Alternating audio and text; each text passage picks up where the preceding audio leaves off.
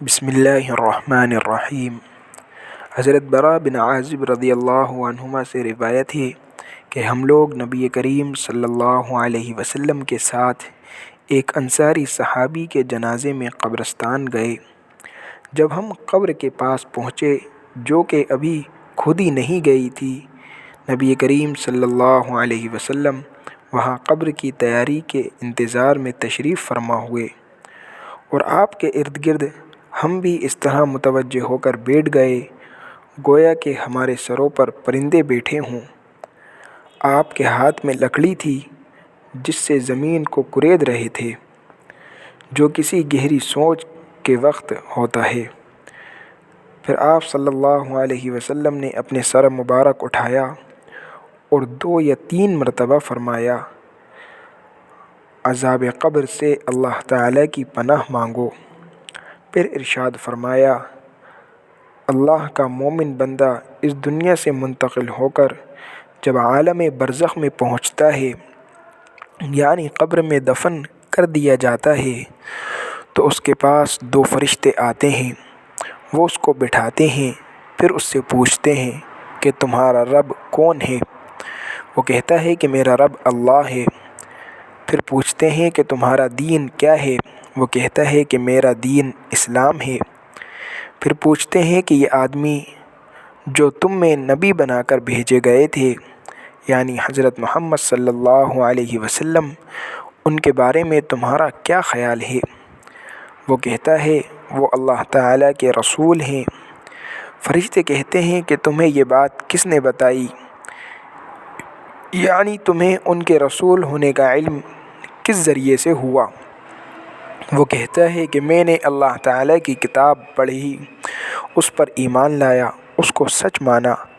اس کے بعد رسول اللہ صلی اللہ علیہ وسلم نے ارشاد فرمایا، مومن بندہ فرشتوں کو مذکورہ بالا سوالات کے جوابات جب اس طرح ٹھیک ٹھیک دے دیتا ہے تو ایک منادی آسمان سے ندا دیتا ہے، یعنی اللہ تعالیٰ کی طرف سے آسمان سے اعلان کرایا جاتا ہے کہ میرے بندے نے سچ کہا، لہٰذا اس کے لیے جنت کا بستر بچھا دو، اسے جنت کا لباس پہنا دو، اور اس کے لیے جنت میں ایک دروازہ کھول دو۔ چنانچہ وہ دروازہ کھول دیا جاتا ہے اور اس سے جنت کی خوشبودار ہوائیں اور خوشبوئیں آتی رہتی ہیں، اور قبر اس کے لیے حد نگاہ تک کھول دی جاتی ہے۔ یہ حال تو رسول اللہ صلی اللہ علیہ وسلم نے مرنے والے مومن کا بیان فرمایا۔ اس کے بعد آپ نے کافر کی موت کا ذکر فرمایا اور ارشاد فرمایا، مرنے کے بعد اس کی روح اس کے جسم میں لوٹائی جاتی ہے، اور اس کے پاس بھی 2 فرشتے آتے ہیں۔ وہ اس کو بٹھاتے ہیں اور اس سے پوچھتے ہیں کہ تیرا رب کون ہے؟ وہ کہتا ہے، ہائے افسوس، میں کچھ نہیں جانتا۔ پھر فرشتے اس سے پوچھتے ہیں کہ تیرا دین کیا تھا؟ وہ کہتا ہے، ہائے افسوس، میں کچھ نہیں جانتا۔ پھر فرشتے اس سے کہتے ہیں، یہ آدمی جو تمہارے اندر بحیثیت نبی کے بھیجے گئے تھے، تمہارا ان کے بارے میں کیا خیال تھا؟ وہ پھر یہی کہتا ہے کہ ہائے افسوس، میں کچھ نہیں جانتا۔ اس سوال و جواب کے بعد آسمان سے ایک پکارنے والا اللہ تعالیٰ کی طرف سے پکارتا ہے کہ اس نے جھوٹ کہا۔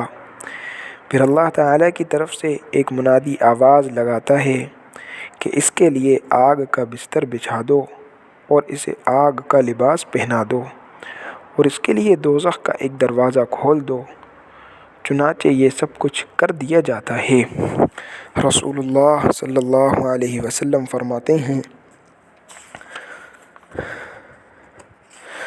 دوزخ کے اس دروازے سے دوزخ کی گرمی اور جلانے جھلسانے والی ہوائیں اس کے پاس آتی رہتی ہیں، اور قبر اس پر اتنی تنگ کر دی جاتی ہے جس کی وجہ سے اس کی پسلیاں ایک دوسرے میں گھس جاتی ہیں۔